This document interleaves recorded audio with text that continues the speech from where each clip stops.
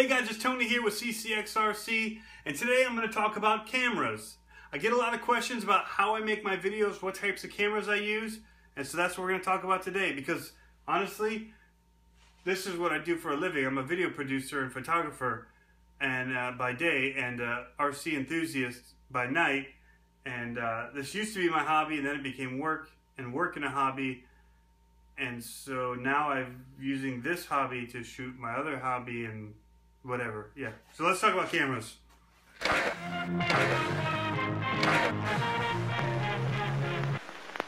Okay, so here on the bench is the camera I use for a lot of my videos. It's just a small Sony NEX5N. It's not technically a DSLR. It's an interchangeable lens camera. It's called a mirrorless camera. And so it has an APS-C sensor in it, which is a decent sized sensor, and it's more than what I need for what I'm doing with my RC videos and putting them on YouTube. Has a little shotgun mic. It came aftermarket. I actually used Sky Miles to buy it from the Delta Sky Miles store. Actually does really great for being a little $99 add-on to this. So I've got several different lenses I use with it. I've got this big zoom lens, which I use at the far end of my track. You'll see it in a lot of my videos. Coming over, I've got two sets of doubles in a row, and I'll zoom in across that so that they're lined up really tight, because when you zoom in, it kind of compresses space both this way and this way. And so it gives a cool effect when you're kind of just jumping over a couple of them, and it's really tight. So this is a wide angle with a super wide that clips onto it, and then I've got the kit lens, which is 18 to 55 millimeter. Both of these have a variable zoom f-stop rate, so it changes as you zoom in. It can only take in so much light. I won't get into too much of the details, but the other thing that I use for my videos, and one of the things I use a lot actually, is my iPhone, which is shooting this video right now. It's an iPhone 6 Plus. You can see it up here. I use a shoulder pod. And so here I am in my garage. It's kind of messy. We just had a sink put in out here to clean paintbrushes and, don't tell my wife, but RC cars. And so it's a little bit messy back there.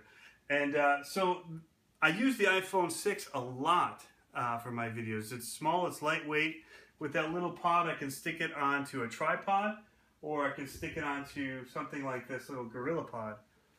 Or Gorilla, yeah, I think it's a Gorilla Pod. And, it's small, lightweight, take it out to the trails, just strap your phone on here, good to go, wrap it around. Sometimes I'll actually wrap this around the tripod, and I'll have a camera on the tripod and my iPhone on this, shooting the exact same thing at the same time. And then I have a GoPro Hero 3.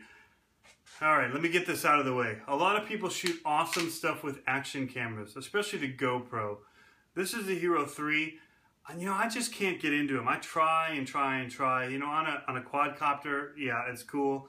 But still, this one, the Hero 3, the Wi-Fi turns on whenever it wants to. You turn it off, you shut it down, you put it away for the night, you come back and the battery's dead because Wi-Fi was on. You go to use it, battery's always dead. So I don't get much use out of mine. I've learned to now just take the battery out, and I'll be safer having a charged battery when I go to use it. So there's limited uses I use it for. You know, it's really cool to put it on the car and drive it around.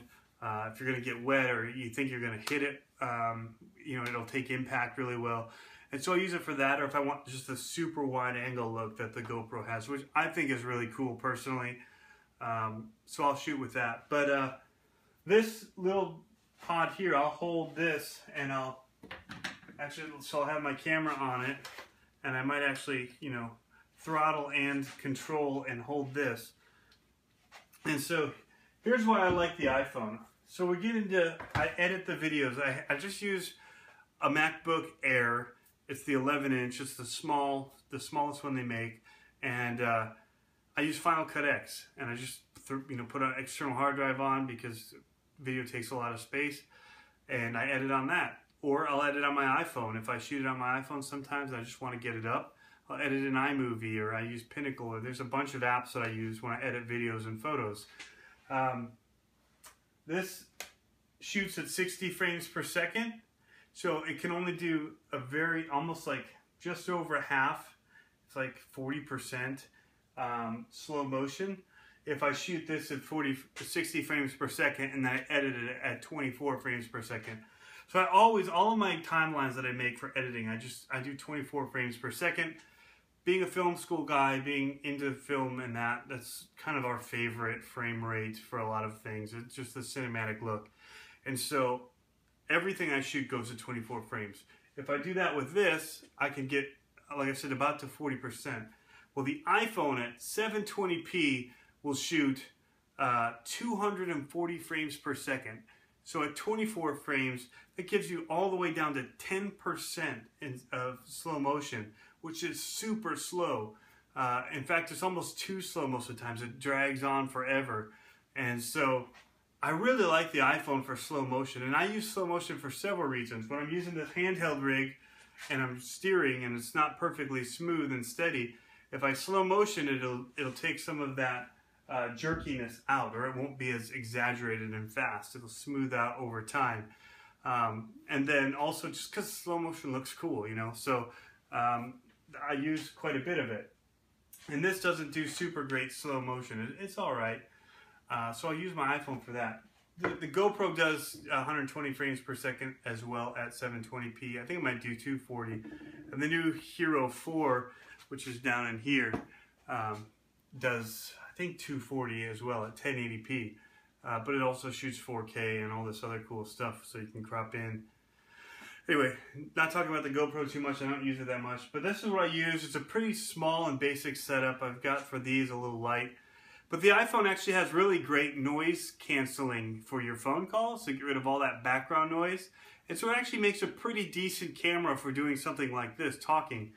Not as good as this would do, or even having a lav mic or a lapel or mic on, or a shotgun mic, a big one that they use for movies and stuff. But it does pretty good. And so I use the iPhone for most of these workbench videos because, one, it's easy to set up, two, it's easy to get and edit, and if I don't need to edit it, I can upload it straight from my iPhone, and three, because I want to. So it does a good job with keeping everything sharp, and I don't have to worry about being in focus. These DSLRs, and I have a bigger one that I use, and actually let me stop and say, iJumpRC has some of the greatest RC videos you can watch. They're beautifully shot. They use some really big cameras and some really nice lenses, but you know, my hat's off to the guy for, you know, putting together such sweet stuff. He does stuff for Traxxas. He's got his own channel. You need to check it out. If you haven't seen it, you need to look at iJumpRC.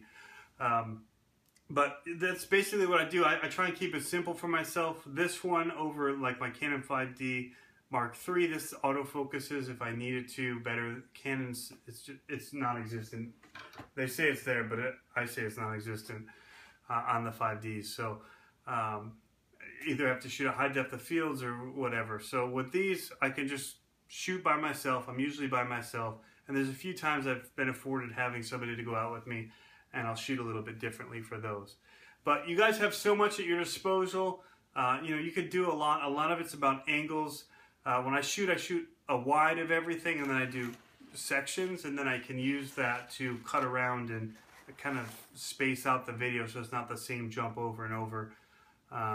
You know, I'll have some going around the track, but when I shoot it, I just literally do it over and over and over. So if it's a corner, I just hit that corner, you know, 10 times, and I hit the jump 10 times, and then I'll go around the track wide, you know, 10 times, just to give me some coverage to be able to cut in and out around the video however I need to.